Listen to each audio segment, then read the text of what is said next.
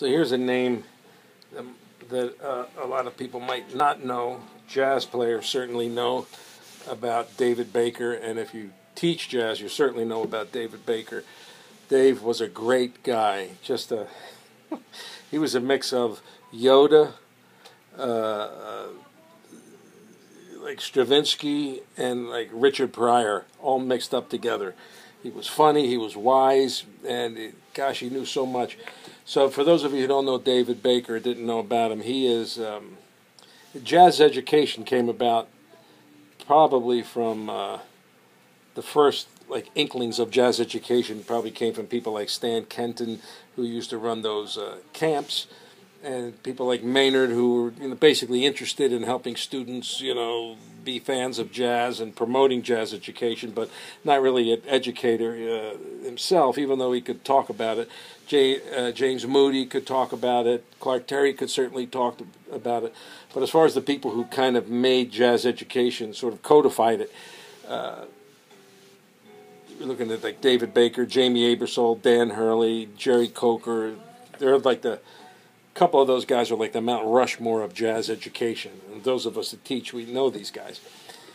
So David Baker he was just the greatest. I met him doing the camps at the Jamie Aebersold, and he had me out as a guest at Indiana, Bloomington, Indiana, where he taught. And I played with Dominic Spears' big band. Dominic Spears, he had the second band, Dave had the first band, but we were hanging out, and we were going to play at this high school for this band director, Janice Stockhouse, who had a great band. She's a great band director. And so at that time, there's a time in your life where you think you know a lot, and it's very dangerous because you actually really know very little. It's like an inverse proportion of what you think you know and what you actually know are directly opposite. You really think you know what you're doing, and you say some really dumb things. And musicians, we can be our own worst enemy. So I was at Indiana. I'm doing a concert. And when you start playing music, you don't really say, "Ooh, I can't wait to play music so I could teach it in a college," or "I can't wait to play music to work with publishers." You want to play because you want to be a player. And that's the point of view you kind of hold in your head. At least I did, and a lot of us do. So here I am. I'm off the band, off Maynard's band. I'm teaching at Rowan. And I go out, and I'm holding on to this attitude that I'm a player. And teaching is just, it's like a thing over here. It's just this. And writing is over here. But really I'm a player. I'm a player first and foremost. Everything else is secondary. And I kind of held on to that. And I don't know why. Maybe because you think it's cool or whatever. So we go to Indiana. I'm playing, and I do this clinic with Dave's band. And if you knew, Dave was so funny. He was just so great. He's conducting his band. We're playing. We're doing a bunch of tunes. We did bebop, Dizzy Gillespie's bebop. And we finish up, and the rehearsal is good.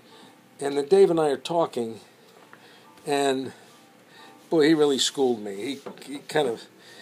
He knocked out a point of view I had that really outlived its usefulness, and I didn't know it. He kind of had to kick my butt a little bit. So we finish a rehearsal, and then we're talking. We're hanging out. We're talking, and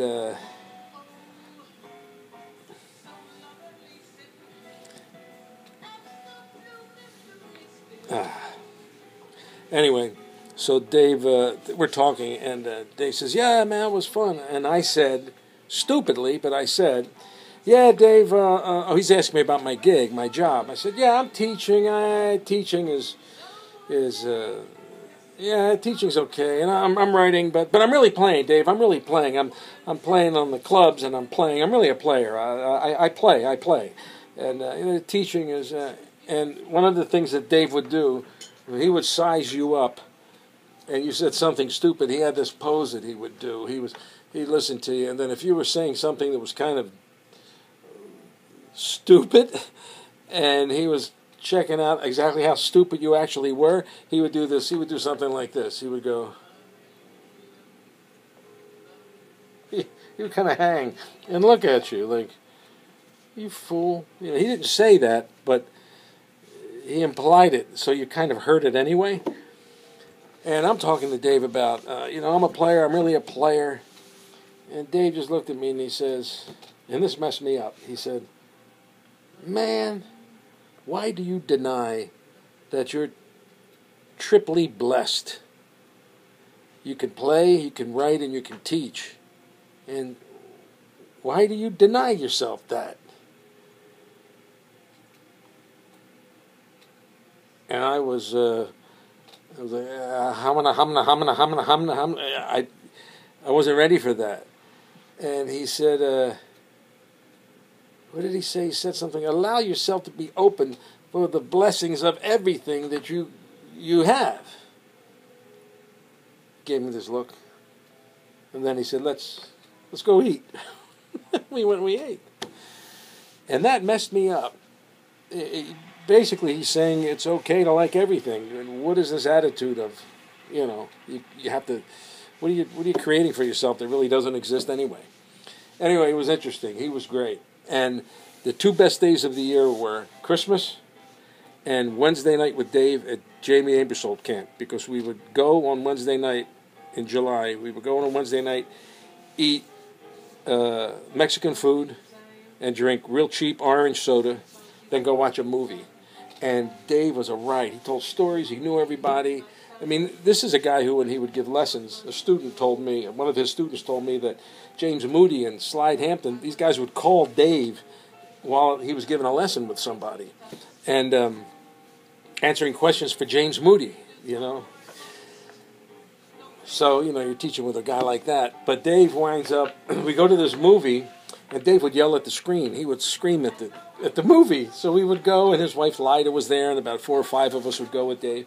And a guy was going to walk through a doorway, and he was going to get hit with a hatchet by somebody else. And Dave's yelling at the guys, don't walk in that room, you fool, don't walk in that room, you mad, don't walk in, you fool. And Lyda's, Dave, be quiet, shh, be quiet. And the guy walks through the room, and sure enough, he gets a hatchet to the head. He loses the head, and Dave's like, you fool, you deserve it, you fool. and Lyda's trying to keep him quiet, his wife, and the people in the audience are laughing with Dave. Dave was better than the movie. Man, he was good. He was a good guy, a good spirit, like a Yoda to everybody, and he was the best. David Baker.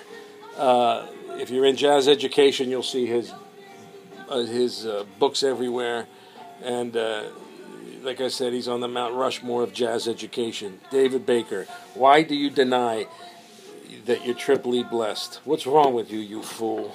Like that. It was good. He was a good man. Good man.